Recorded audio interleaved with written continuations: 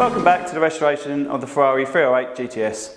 Leading on from the last instalment where we completed the metalwork, next stage would be the filler work, which we've now completed. And I'm just going to take a few minutes just to lead you through how we managed to get to this point. One of the things at Barkaways we do slightly different to a lot of other places is we level the car with filler.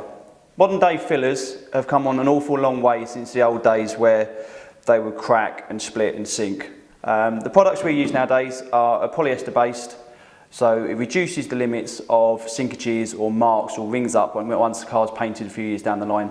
We find the longevity of this product has served us very well over the years at Barkaways. One of the most time consuming and challenging aspects of any of the levelling and filler stage tends to be the gaps. Be it on door gaps, bonnet gaps or boot. What we tend to do is we try and take into consideration the amount of product thickness we're going to add to the car, enabling that door gaps to be normally about 1.5 mil bigger at this stage to allow for the paint to roll round.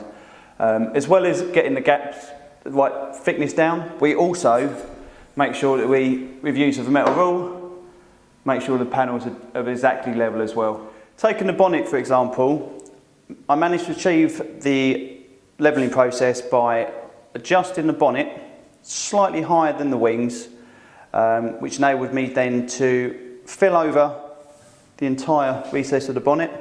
So when I blocked it back, I was able to block back the bonnet, front panel and wings to the same level. Once the bonnet is then sanded back, it will be one complete panel. From that stage I then use an air saw to cut a rough outline back in, enabling me then to just sand back, making sure that I have an even gap all the way around. The only way you get this is by feel and experience. As any 308 owners know, if you were to look closely at your door, you'll find out that this sharp edge here tends to be just a rolled edge. But the car lends itself to when you start filling it. I mean, as you can see, I'm pretty much down to a metal edge. You know, there's not a lot of product there, but as soon as you start to sand it back, this little swage line I've highlighted here with a bit of a fine line brings itself to a point about here. Okay, originally they tend to stop on the wing. So on this, we've just accentuated, as you imagine, the curve through the windscreen, curve through the door, it has to meet to about this point. So I've accentuated that through the door. And I mean, obviously by the time the weather moulding on, you won't probably see a lot of it, but it almost has to be there.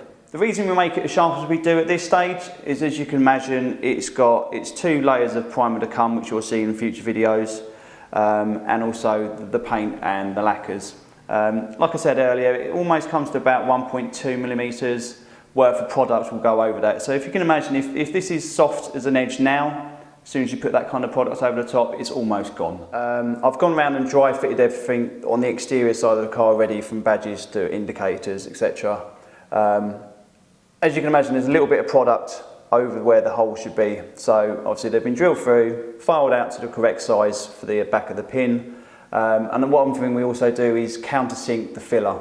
Again, 1.2 worth of product, if it was to sit on top, closes that hole and would chip off. So when it's countersunk, it just allows the paint and the primers just to roll inside, to just give us a bit more of a build up. Well, now the car's done in filler, which took roughly about 250 hours on this particular car, it's over to the paint department. Get it ready, prepped and prepared and masked up for its first coat of primer.